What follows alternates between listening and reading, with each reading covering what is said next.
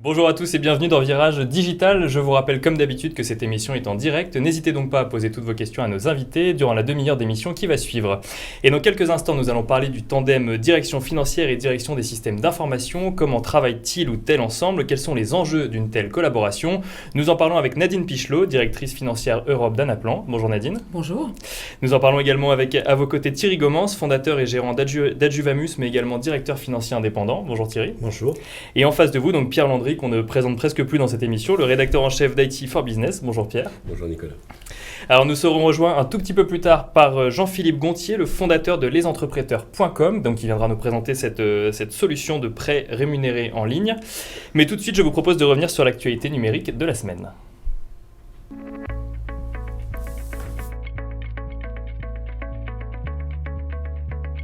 Microsoft rachète LinkedIn, c'est la nouvelle qui a fait grand bruit cette semaine. Le géant américain débourse 26,2 milliards de dollars pour le réseau social professionnel.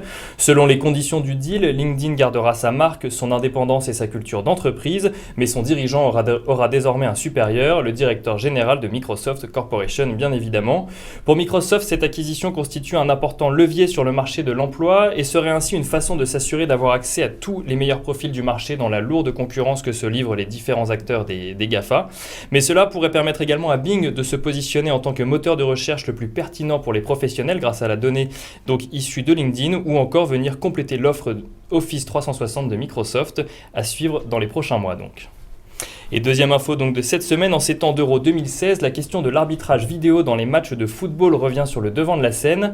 Le dispositif devrait en effet être mis en place dans 6 championnats à partir de 2017.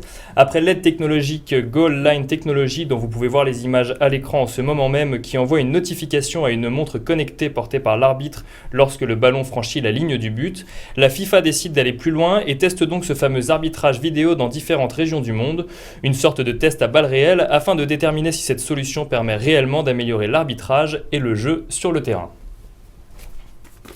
Et enfin, pour finir cette revue de presse, une info qui nous vient du site Usine Digital. Le piratage d'une entreprise coûte en moyenne 3,79 millions de dollars à la victime, selon une étude menée par TechCrunch en 2015.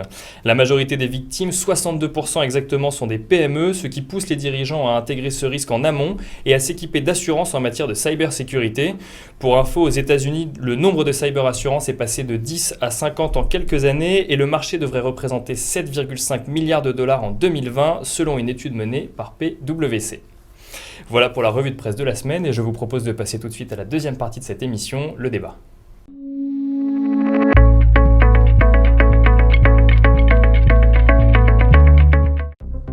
Demain appartient aux plus rapides.